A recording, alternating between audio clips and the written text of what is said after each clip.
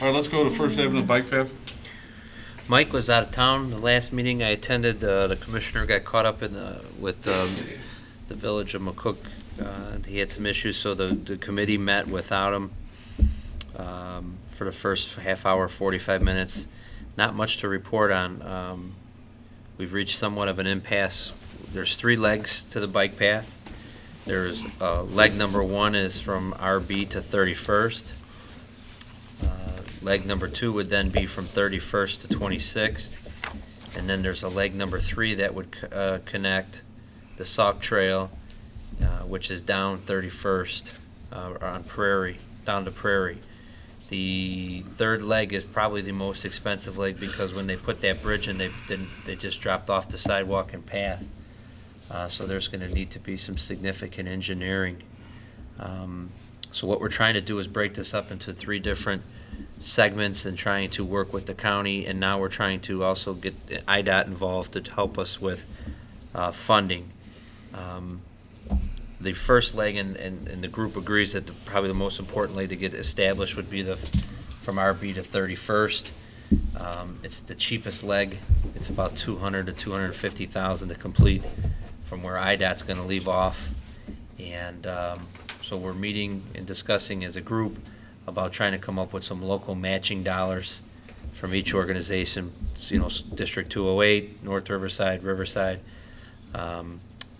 Brookfield's, said that they probably wouldn't invest in that first portion because it doesn't really help their residents, but they're looking to help with some of the cost sharing if there's a part on Prairie. So that's kind of where we're at. Mike, any follow-up? I was out of town basically, but I think we're going to be at the point in time later on when we talk about our budget for the upcoming year, about potentially putting some money in the budget to put money towards the bike path. And that's something we can discuss probably more under the budget.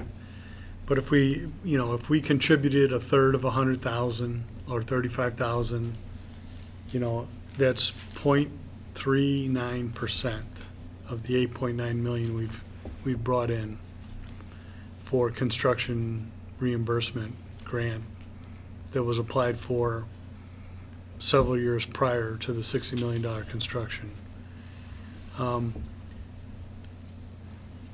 Everyone agrees it's a good idea. I've said that before. Everyone doesn't agree to open up their checkbook. I mean, that doesn't change.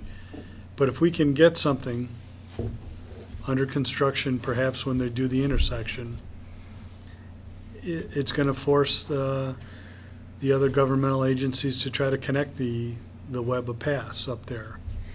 And I agree with Kevin that the piece coming off Prairie Avenue, anywhere east, when it hits the Salt Creek, that bridge is sitting there with a sidewalk that goes nowhere except over the edge on the other side. On the south side of that bridge, over the creek, there's a sidewalk, a 10-foot wide sidewalk, partitioned off from the roadway. And when you get to the other side, there's nothing there, and that would be a big cost. I wouldn't see us participating in beyond this piece from our school grounds up to 31st. But we can have a little bit more and see how the board feels in the budget process or later on. Okay. Just so I understand, that leg isn't as critical, is it? Because a student can choose to take that road that runs parallel to Salt Creek to, what's the road that you can go over, that you walk, There's 31st and there's Golf View. Golf.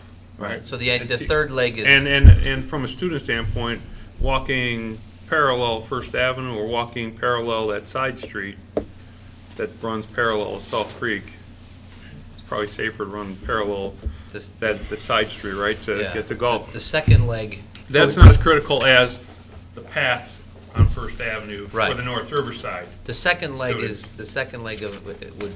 was the idea is that we go from the school to 31st behind the zoo's berm.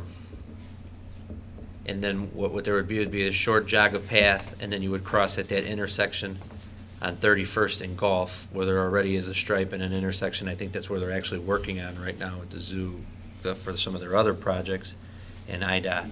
And then the second leg that connects to the 26th Street path would be up along Gulf View.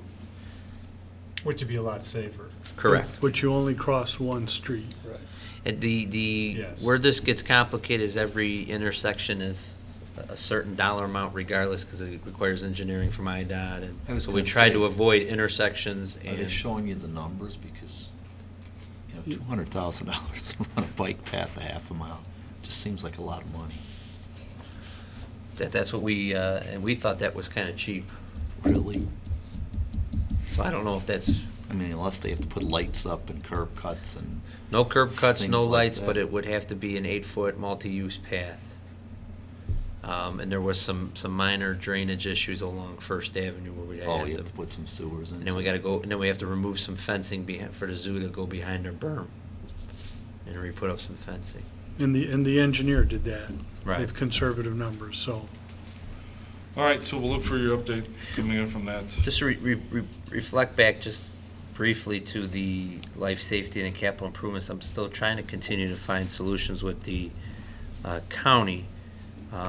Any solutions that we can get would help the committee in proposals and recommendations to the board of less parking that would then need to go in our proposed lot right now, where the tennis courts and where the green space is.